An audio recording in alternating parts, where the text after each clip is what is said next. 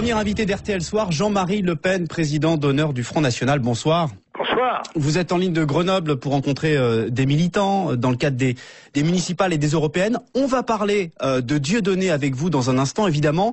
Mais tout d'abord, cette actualité présidentielle et sentimentale, RTL l'a révélé cet après-midi, le couple Hollande-Trierweiler va faire un communiqué pour clarifier sa situation, comme dit l'Élysée, après la publication par le magazine Closer de photos d'une idylle supposée avec l'actrice Julie Gaillet. Comment vous réagissez ce soir ?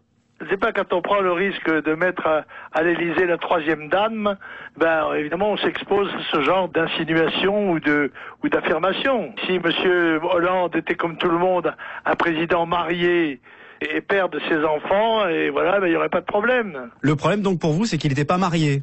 Non, le problème c'est qu'il met à l'Élysée une dame qui est sa concubine, sa maîtresse, c'est pas sa favorite, comment dit-on, alors qu'elle n'est, semble-t-il, pas encore divorcée. Alors, il y a quelque chose d'un peu choquant, quand même, pour la morale, même la morale laïque. Alors, venons-en à votre ami Jean-Marie Le Pen. Dieudonné, interdit de spectacle désormais. Est-ce que vous le soutenez toujours? Je le soutiens, je n'ai pas à le soutenir. Je dis que, écoutez, Dieudonné, n'en déplaise au cuistre de l'établissement politico-médiatique, est un comédien, un artiste, un créateur.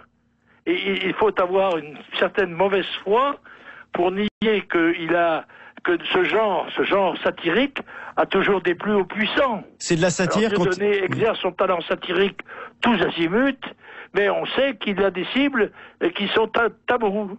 Pas pour lui, voilà. J'ai regardé ses émissions. Eh bien, il a souvent attaqué, il s'est moqué, parce que qu'est-ce que c'est que le racisme? Le racisme, pénalement, c'est l'incitation à la violence et à la haine. Or lui, il n'incite pas à la haine et à la violence, il incite à la rigolade. Monsieur Le Pen, c'est de la satire quand Dieudonné regrette la disparition des chambres à gaz pour le journaliste Patrick Cohen? J'en sais rien, je ne suis pas au courant. S'il l'a dit. Mais s'il y a un cas comme celui-là, monsieur, eh bien, il y a des plaintes possibles et il y a des poursuites possibles. Si quelqu'un a été lésé, il peut porter plainte devant le procureur de la République ou engager une action pénale. Vous l'avez eu au téléphone, Dieudonné? Vous savez comment il va? Non, pas du tout. Non, monsieur. Non, je ne l'ai pas eu au téléphone. Parce que vous êtes le parrain de sa fille. D'une de sa filles, oui. Il en a plusieurs, oui, absolument. On vous a vu sur une photo avec Bruno Gollnisch faire le geste controversé de la quenelle. Ce geste que beaucoup interprètent comme un salut antisémite.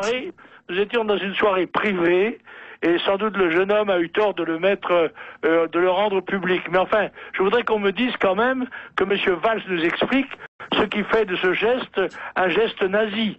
C'est tout à fait délirant. Il y a des gens qui ont des obsessions comme ça. Vous regrettez d'avoir fait ce geste? J'ai pas à regretter, je regrette rien, moi.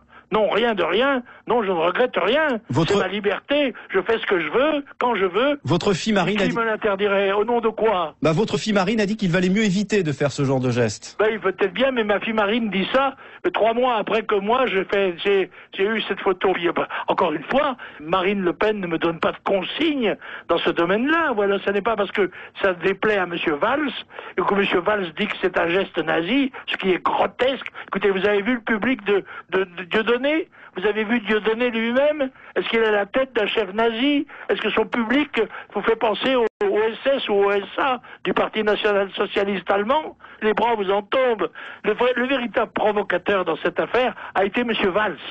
C'est lui qui lance cette affaire, d'embarquer toute la classe politique française dans une histoire d'antisémitisme, exactement comme son prédécesseur, M. Jox, avait essayé de piéger le Front National avec l'histoire de Carpentras. Toujours l'antisémitisme, ça mobilise.